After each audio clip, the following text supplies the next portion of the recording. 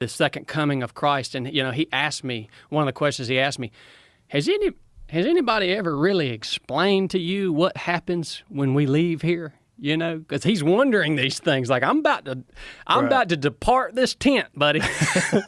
What's about to happen? And I'm like, well, the only answer I can give you, Mr. Don, has got to come from these scriptures.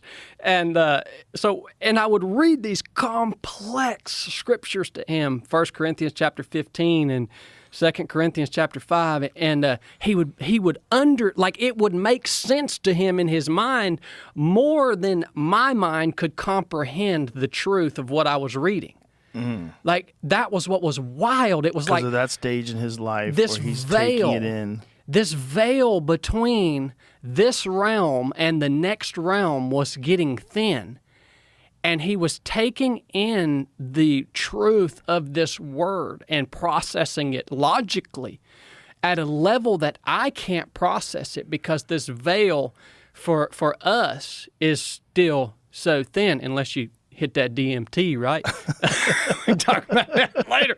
But right, Yeah. and so I'm witnessing. It was wild, dude. And two, like, crazy things happen. Like, when I'd sit with him, like, every, couple hours, I'd get up and go check in with his wife or something. And we had a camera in the room with him.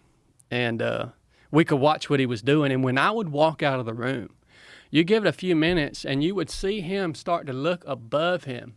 And he would be reaching like this for stuff above him. And, like, we didn't know what he was doing. We never even asked him. I wish I would have asked him, like, Mr. Don, what are you seeing? Like, what are you reaching for? Well, then back when I would come back in the room with him, he would stop doing it. And then toward the end there, he had a stroke. He was paralyzed.